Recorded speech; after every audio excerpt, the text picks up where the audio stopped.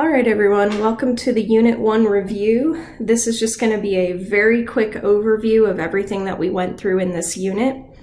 Know that for the test, there is going to be more covered than what I go over in this review. This review is just to highlight the key things that are important to know and go over any things that are sometimes difficult to understand. But you are responsible for everything that we cover in the videos, in class, on the labs, anything that we've done from the start until the test. All right, so we went over the characteristics of science.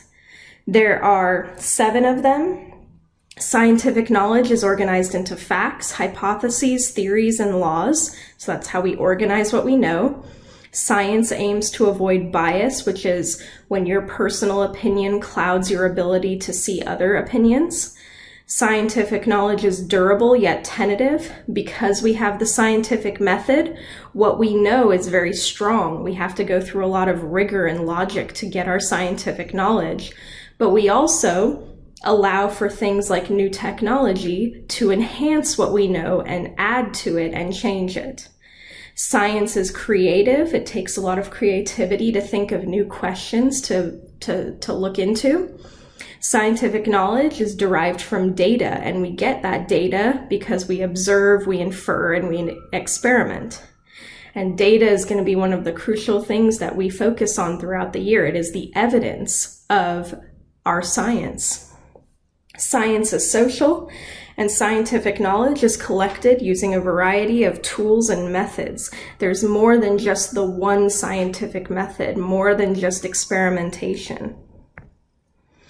So how do we organize our scientific knowledge? Well, we've talked about facts. These are observations about the physical world.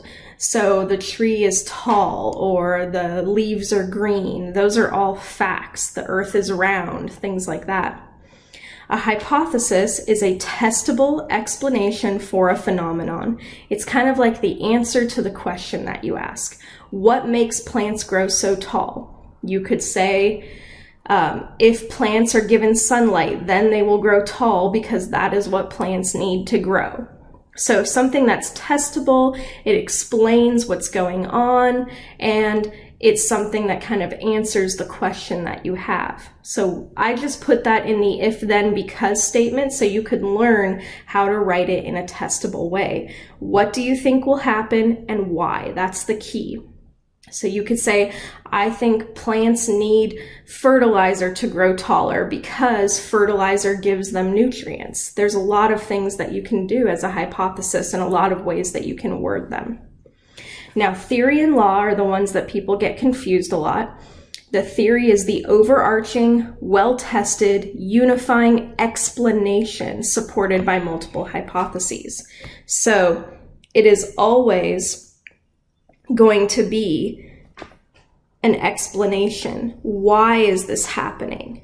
Explain it to me. It's supported by a lot of data. It's not like a normal thing that we say in English, oh, I have a theory about that, I have an idea. When we say that, it's more along the lines of a hypothesis. A theory in science is very strong and very well supported. And the main thing about the theory is it allows us to predict and make conclusions about other things related to the theory. A law is a statement of fact, but it's based on our experimental results. So the facts are just observations about the world. A law is a fact that we've backed up by a lot of experimental data. So laws are often math-based. And something that I highlighted in the notes, a theory does not become a law. It's not like one becomes the other. These are 2 separate categories of how we organize our knowledge. Theories are explanations. Laws are well-supported statements of fact. Now, how do we get this information? Well, it all starts with either observation or inference. And these are 2 very different things. An observation is anything that you notice about the natural world using your 5 senses. So you could be walking down the street or watching a movie and you notice, oh, that girl is wearing a jacket. That is an observation. An inference would be any conclusion that you form about whatever you are observing. So it's just your idea. It's not fact. It's not proven. It's not true. So you say the girl is wearing a jacket. She must be cold, or it must be cold outside. That would be an inference based on your observation. Now, how do we design experiments once we have made our observations and our inferences? Well, first we need to form a hypothesis. We need to figure out what are we going to be testing and what do we think will happen and why. Then we need to consider our variables and figure out what we have to keep constant and what we have to compare everything to. So let's take this particular example here. How does sleep affect a person's time to run a mile? So for the hypothesis, the testable answer to the question, we could say if a runner gets 8 hours of sleep every night, then they will run a mile faster because sleep heals the body. That's in a complete if, then, because format. You could also say that sleeping 8 hours a night will decrease the time it takes to run a mile because sleep will make your muscles stronger. That's another way of saying it as well. Now, independent variable for this experiment. First of all, the independent variable is what we are testing. It's what we're going to change. It's what I change in an experiment. And we test things in different amounts, or what we say, different levels. So there's always different levels of the independent variable. So for this particular experiment that we're working through, the amount of sleep each night is what we are going to be changing. It's what we want to test. How does the amount of sleep affect the time we run the mile in? So the levels would be 4 hours, 6 hours, 8 hours, 10 hours, and 12 hours of sleep each night. So these are the different amounts that we are testing in. Now, the dependent variable is what's being measured as a result. It's the result or the data or the measurement that we are taking, and it's based on what we changed in the IV. We don't just get this number out of nowhere. We get it based on how much sleep we got or what level of the IV we are testing. So in this case, the dependent variable for our experiment, what we want to measure is the time that it takes to run a mile. Now, you want to always be specific. We're going to say the time it takes to run a mile in minutes or in seconds or something like that. Whatever makes sense. You don't just want to say, well, I ran faster today than yesterday. That's not good data. We can't measure that. It always has to be something that you can measure. We really want to focus on that quantitative data, not qualitative data. So remember, the IV causes the DV to change. So the amount of sleep causes the time it takes to run a mile to change. Now, there's two more aspects of designing an experiment that we have to talk about here. The first is the control. This is the standard we use to compare our data to. So it's the normal value of your independent variable. It's always going to be one of the levels of your IV. Often it's the level that you picked in your hypothesis. So going back, we picked 8 hours in the hypothesis. We said that's the amount of sleep that I think will cause the fastest run time. It also happens to be the amount of sleep that you're recommended to get every night. So that would be a good normal or standard value for our control. And the reason why we need this is, how do I know if my if my run time is faster or slower than normal? How do I know if sleeping more will improve my time or make my time worse unless I have a normal value to compare it to? So another thing that you can say as an example is most people normally sleep 6 to 7 hours a night. You could do some research and figure that out. So that means I'll make the control 6 hours of sleep. So now I'm going to compare everything to how I perform when I only get 6 hours of sleep a night. So the control is just the standard level of your IV, the normal level of your IV that you're going to compare all your data against. Now, constants are variables that must stay the same or must stay constant during your experiment. So think about everything that could affect your results and try to keep them all the same. You don't want them to really change your results in any major way. So think about, if I'm measuring how sleep affects my ability to run a mile, what if I also decide that this time that I'm testing 4 hours of sleep, I also think I need to go on a diet so I don't eat as much as normal? Or I wore flip-flops during my first time that I ran, and this time I was smarter and I'm going to wear running shoes. Or I'm going to actually start running a little bit longer every day when I work out to see if that increases my endurance.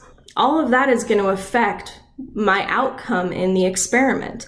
I need to keep all of those variables constant or the same no matter how much sleep I'm getting. So I want to make sure that whether I'm getting 4, 6, 8, 10, 12 hours of sleep, I eat the same foods every week. I test myself the same time of day, wearing the same clothes, using the same type of shoes. All of those things are my constants. Now, all experiments have something that we call sources of error. So at the end of your experiment, you have to think about what could have affected your results.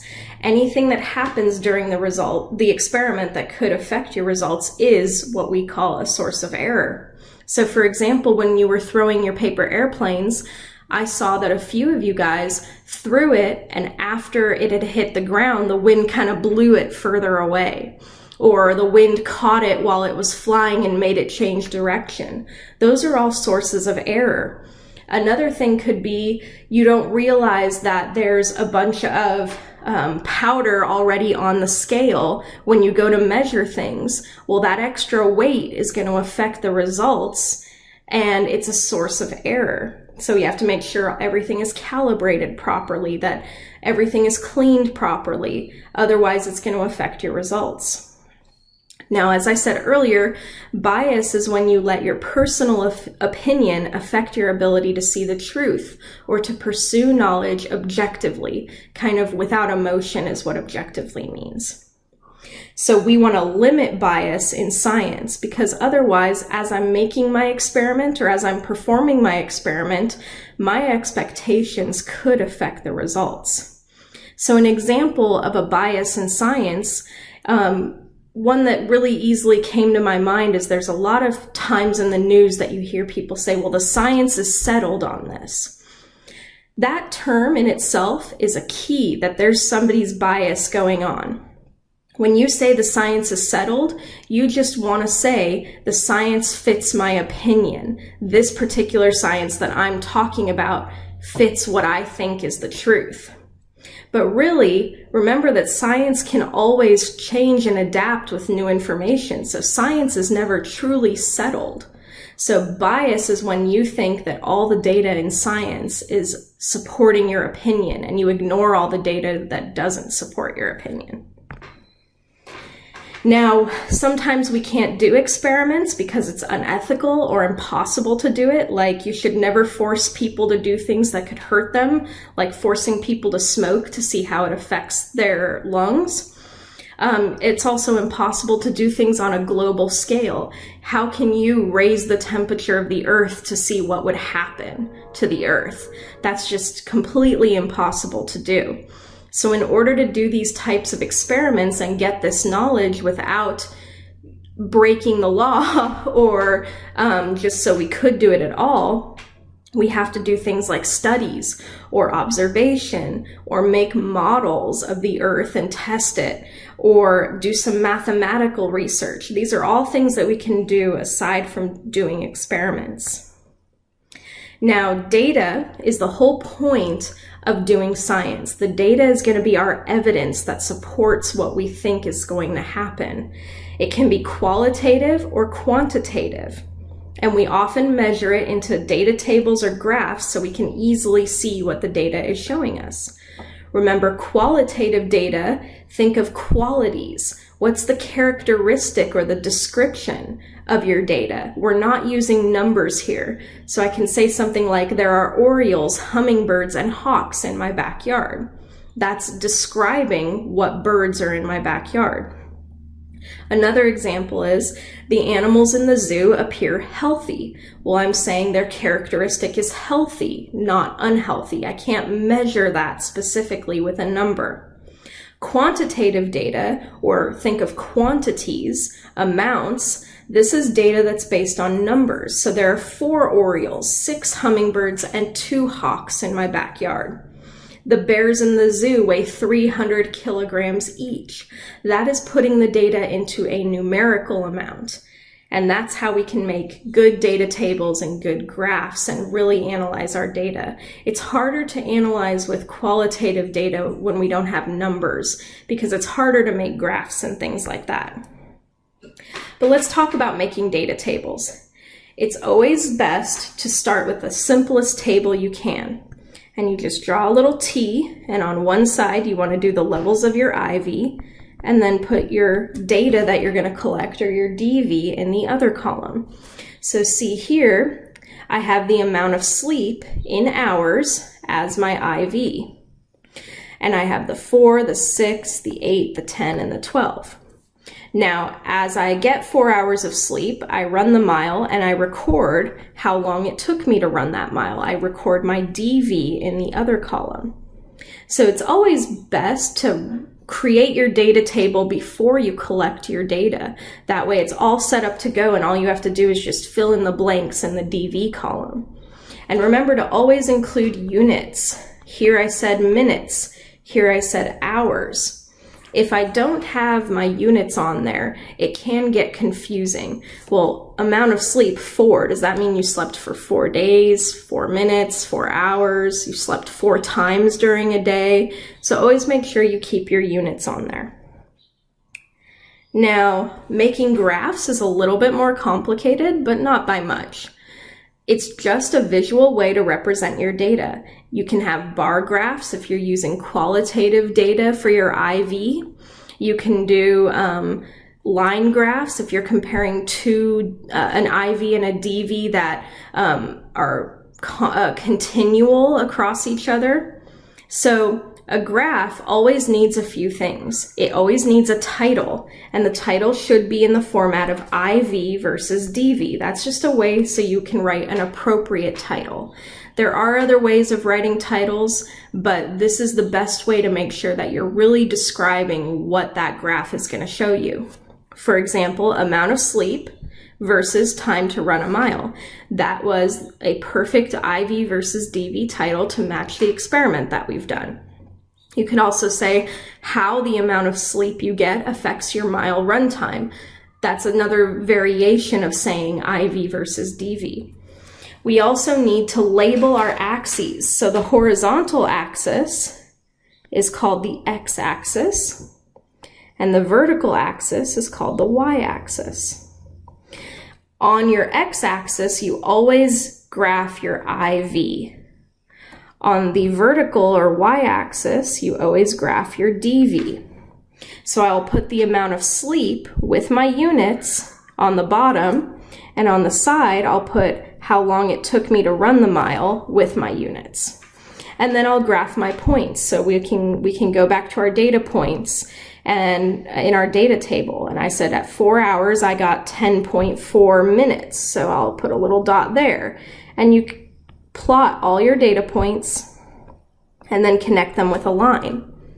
Other times we'll do bar graphs, and it seems like a lot of you guys are very good at making bar graphs, so I'm not going to go over that here.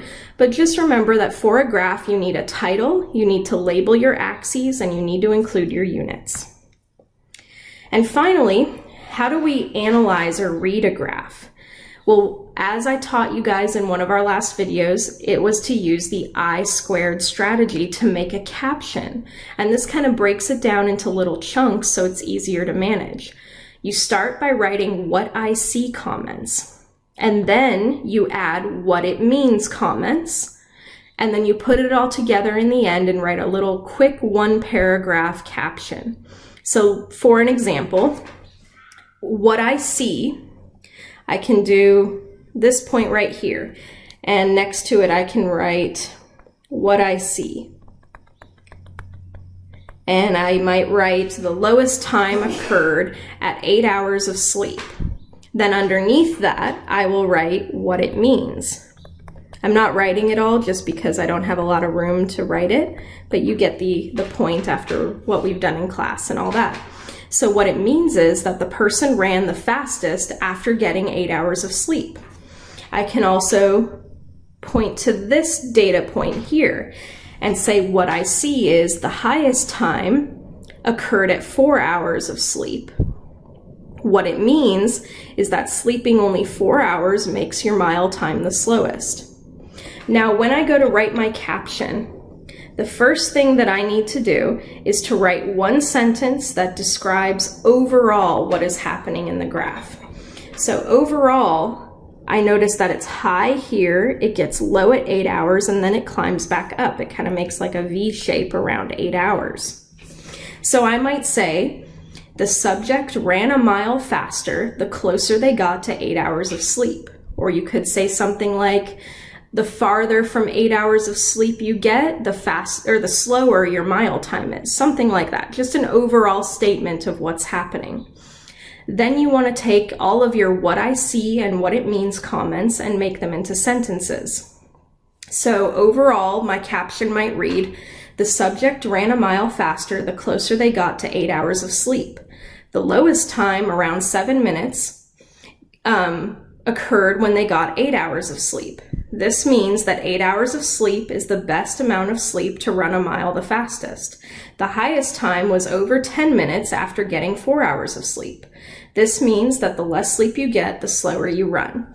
And there's just a quick, fast, easy way to overall analyze your graph or read what your graph is saying.